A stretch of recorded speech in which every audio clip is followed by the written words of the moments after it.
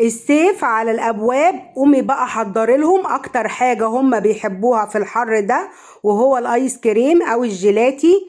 كوبايات الايس كريم يا جماعه اللي بتتباع في السوبر ماركت هنعملها احنا في البيت. كل حاجه بقت غاليه، قومي وفري لهم بقى وخزنيه عندك في الفريزر وحضريه للصيف قبل ما الصيف يبدا. جمديه وحضريه في الفريزر بدل ما تشتريه من بره بكل نظافة. وهنوفر كمان، اعمليه بقى وخزنيه عشان يبقى جاهز معاكي. بصوا يا جماعة في منتهى الجمال، احلى كوبايات ايس كريم. تابعي معايا الفيديو، ولو بتشوفيني لأول مرة وعجبك الفيديو كان معاكم احلام من مطبخ الاحلام ووصفة من وصفات احلام. ما تنسينيش في اللايك الجميل بتاعك، وما تنسيش تشتركي في القناة وتفعلي زر الجرس عشان يوصلك مني كل جديد. تعالوا بقى ندخل على الفيديو القمر ده. تعالوا قبل ما نبدأ الفيديو نسمي الله ونصلي على الرسول الحبيب عليه أفضل الصلاة والسلام.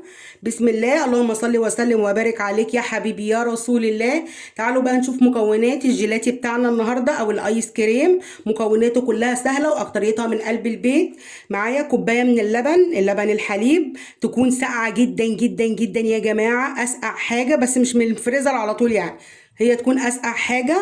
معايا كوباية من الكريم شانتيه المحلى. معايا كوبايه الا ربع من السكر. من الافضل ان انت تحطي سكر بودره، بس لو ما عندكيش هقولك تعملي ايه، اعملي زي ما انا هعمل بالظبط. معايا كوبايه الا ربع من السكر البودره. معايا معلقتين كاكاو خام اسباني او اي كاكاو، وهو ما بيحتاجش كاكاو معين يا جماعه. معايا معلقه هرميه من اللبن البودر، ولو مش موجوده عندك برضو ممكن تعملي من غيره، بس هو طبعا بيدي للجيلاتي طعم حلو قوي قوي. معايا كيسين من الفانيليا. تعالي اقولك بقى تتصرفي ازاي لو انت ما عندكيش سكر بودر. انا ما عنديش سكر بودر، او عندك سكر حبيبات مش هيخسر، بس هو من الافضل الوصفه ان هو لازم يبقى سكر بودر. هنعمل ايه بقى؟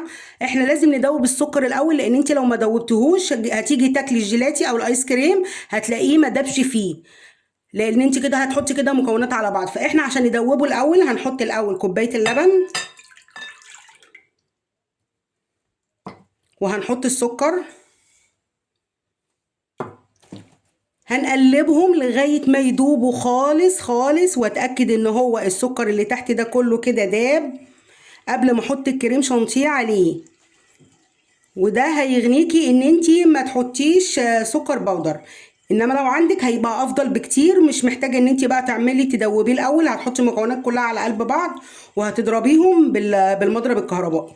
فانا ما عنديش دلوقتي سكر بودر، هعمل ايه؟ هقلبه كده زي ما انت شايفه لغايه ما الحبيبات بتاعه السكر دي اللي موجوده هي على الاسباتيولا تروح خالص، تبقى مش موجوده خالص. فهنقلبه كده شويه لغايه ما تروح خالص او يدوب خالص المكونات بتاعتنا. هنا بعد ما اتاكدت ان السكر داب كده زي ما قلت لك، شايفه اللبن طالع كده من غير الحبيبات ازاي؟ بعد ما اتاكد كويس ان هو داب هنحط كده عليه كيسين الفانيليا،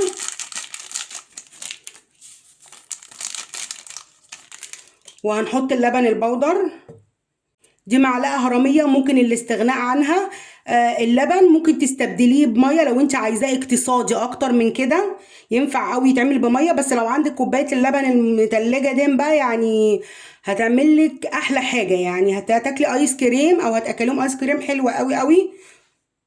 وهنحط بقى الكوبايه بتاعت الكريم شانتيه. هقلب كده الكريم شانتيه كده، هو الاول ههبطه الاول كده قبل ما افتح عليه المضرب الكهربائي. هشتغل طبعا بالمضرب الكهربائي.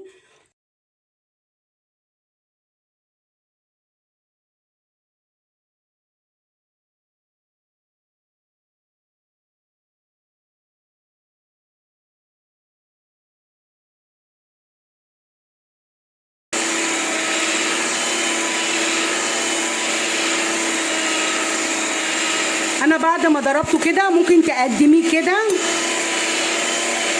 ابيض كده بالفانيليا، بس انا هعمل له بالشوكولاته. هحط له بقى، هضيف دلوقتي عليه الكاكاو.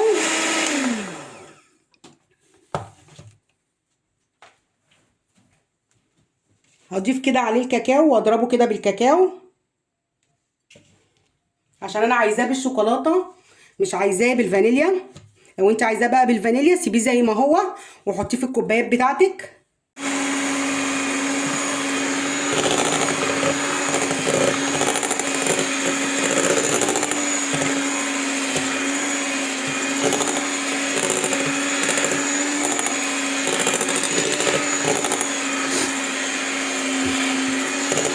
هنزل الجناب دي برضو كده عشان كده الشوكولاته كده اتكونت فيها.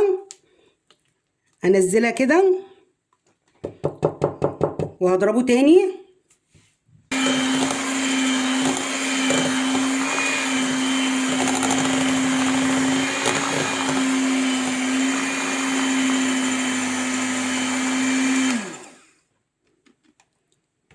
معايا بقى هنا الكوبايات اللي انا هعمل فيها. انا قصدت ان انا اجيب لهم كوبايات من عند الراجل، او بصي دي كوبايات الجيلاتي بتاعتهم اصلا. عايزه بقى تشتريها من عند الراجل تتفقي معاه ويجيب لك بقى كميه وتخليها عندك وتعملي بيها جيلاتي. انا كده دولا انا في حبه مشترياهم، وفي كنت بجيبهم الجيلاتي بتاعهم علشان علبه الجيلاتي دي قويه كده وحلوه. انا بجيبها واغسلها واعقمها كويس بعد ما بيخلصوا الجيلاتي باخدها اهي. بصي مخليها زي الفل ازاي. بعد ما ساق كده بقى وحطيته في كيس الحلواني بتاعي، عايزه اخليه لهم زي اللي بيشتروه من بره بالظبط اهو يا حبايبي كده. شكله لهم كده بمنظر حلو.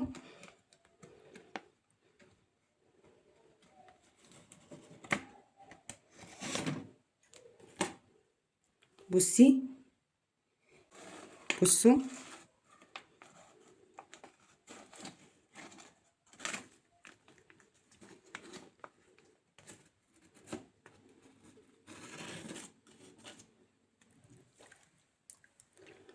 اهو زي اللي بيشتروه من بره بيبقى جاي بالمنظر ده كده.